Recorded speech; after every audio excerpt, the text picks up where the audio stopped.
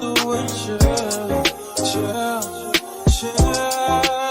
Just say you will.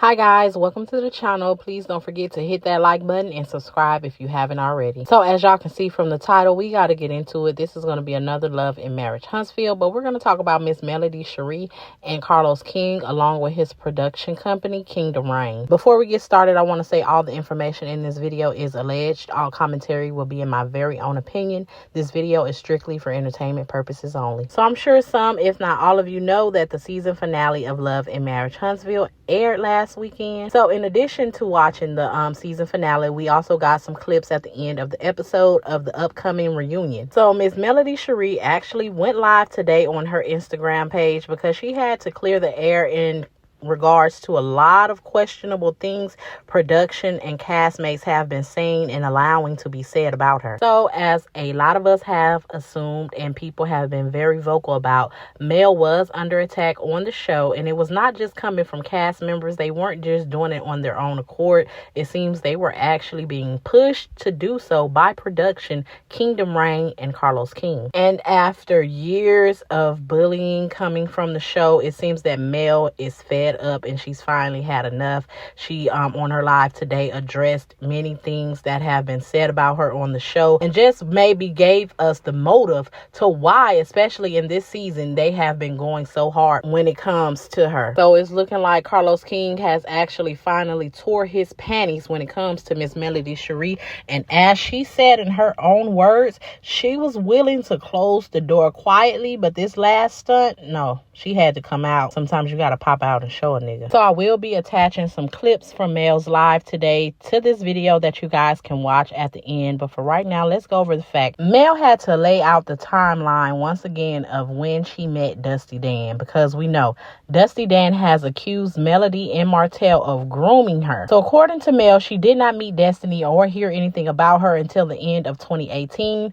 when she was introduced as the fiance of LeBerick. Now, and they introduced the ladies, you know, at the time Destiny was living up in Tennessee, and Mel also mentioned that they would only get together as couples. Her and Martell, LeBerick and Destiny, sometimes Chris and Nell, but she would not see Destiny outside those couples gatherings. We also know that Mel ended up getting pregnant with Sugar Mama and giving birth, and right after that, we know came along COVID. I also like to point out that Destiny herself was also pregnant and then had to experience having a newborn during COVID, you know. So Mel was basically asking the question, when were you groomed, Destiny? But things weren't the same immediately after COVID. It took some time for it to recover. So when were you around these people where they had the chance to groom you? Because then right after you guys were probably allowed to be around each other and gather again after COVID, Mel was already getting a divorce and separated from Martell. I believe Destiny has her own agenda when she agreed to go along with this storyline.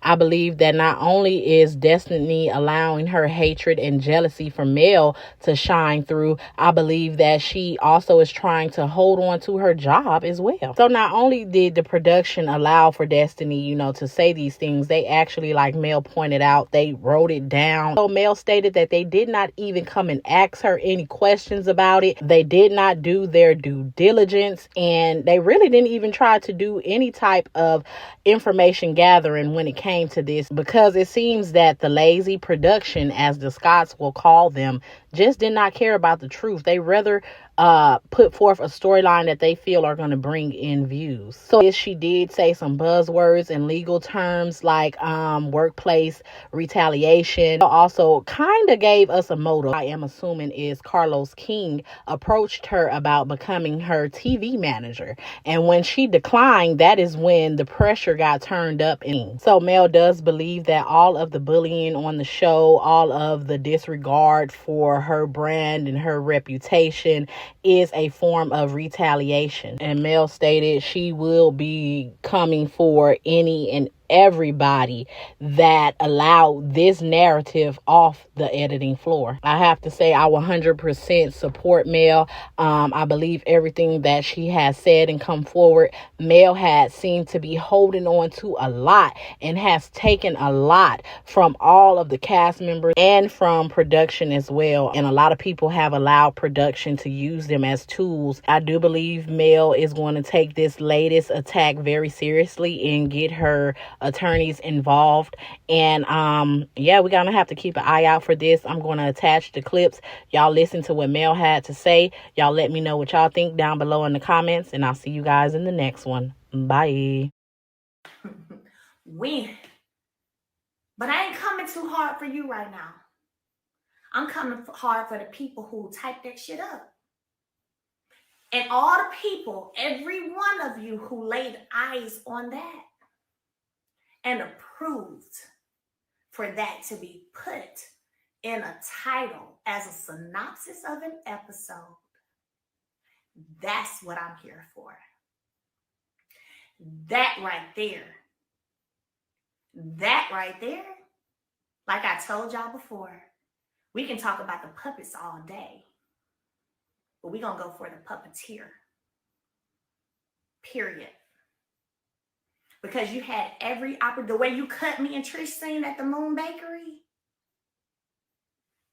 was the same way you could have cut that mess out, because you don't have no proof. Now you failed to do your due diligence. And you got this written up. And you think I'm going to let my legacy be tarnished like that? Over some bullshit? Nah. Not going to flow. Not going to flow. So, the reunion was in October. Okay. Of 2021. When the girl says she can't get in touch with me, I don't know what our friendship like because da-da-da. Now, I just want to know. I'm going to read some text real fast for y'all. Just so y'all know, this is her name. I need y'all to see that right there. Destiny. That's what's up there at the top. Can y'all see it? Destiny. Destiny.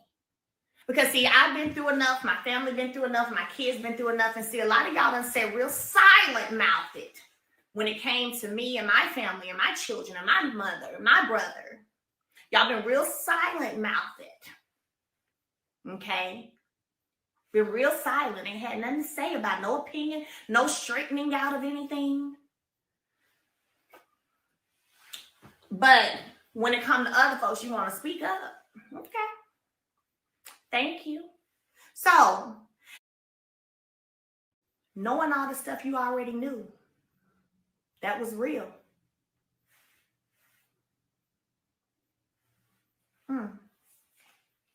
So, there's a thing called workplace retaliation. And it's a legal terminology. And it's legal terminology. And when you're asked something and you do not move in the way that your superior wants you to move, and then they begin to retaliate because of that. I'm going to ask y'all this question. Do y'all feel like I've been attacked this season more than any other? Do y'all? I want to look at the comments. Do you guys, again, I've always had my fair share of being attacked. That's fine. You know, I've been taking it with, taking it. It's all good. But I want to talk about this season. Do y'all feel like this season I've been attacked more than ever?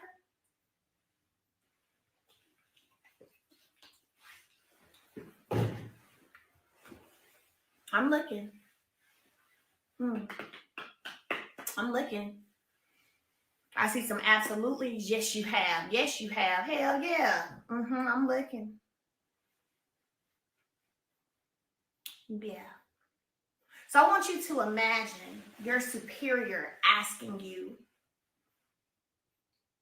to allow them to be your TV manager. And you don't accept the offer.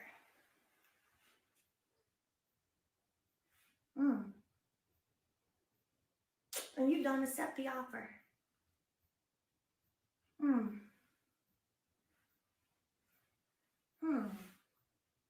Hmm. Wow. You don't accept the offer because you feel you don't have the proof, but it's a feeling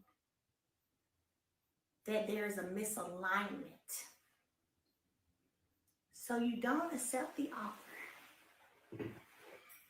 And then all hell breaks loose on you in your workplace.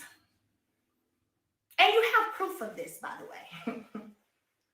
You have proof of it. It was a whole Zoom. Yeah. So interesting, ain't it? And I can't say too much more because I can't show too much in my hand. But that's enough.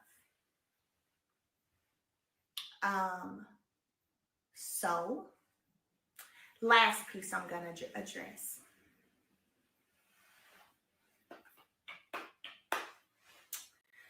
Last piece, God said no. Because the continued disrespect, disregard, lies, nah.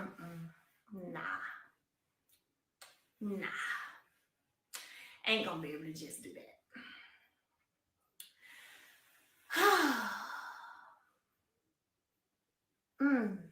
So I have been blessed to have some amazing supporters that I refuse to turn on. In an attempt to further isolate me, by the way. And I refuse to do that too. And I won't. Because the fact of the matter is, the mellometers are critical thinkers, highly educated women, and who have been seeing, and this is without me telling y'all nothing. Y'all, this is your first time hearing all of this. And that's interesting because people be like, they got special meetings, they got a cult, and I'm like, special meeting, why I don't get invited in? Where's the memos, the meetings, the minutes, the something? Who's hosting them? Are they via Zoom? Are we meeting up at another state? Like, what is going on? How is this happening? So I know a lot of y'all about to be really upset because I have not shared a lot of what I'm sharing. This y'all first time hearing it. But yeah, I refuse to go against. Why would I? Why would I do that? Why would I? When I've been over here knowing what's been going on, and I just been holding it and keeping it. But they've been riding for me because they're intuitive, because they have common sense, and they've been seeing the writing on the wall without me telling them. I just sit back and be like, there go them critical thinkers. Yep. I ain't said it yet. I will when I get ready, but they dead on the money. Yep. So we have a whole season about an internet group.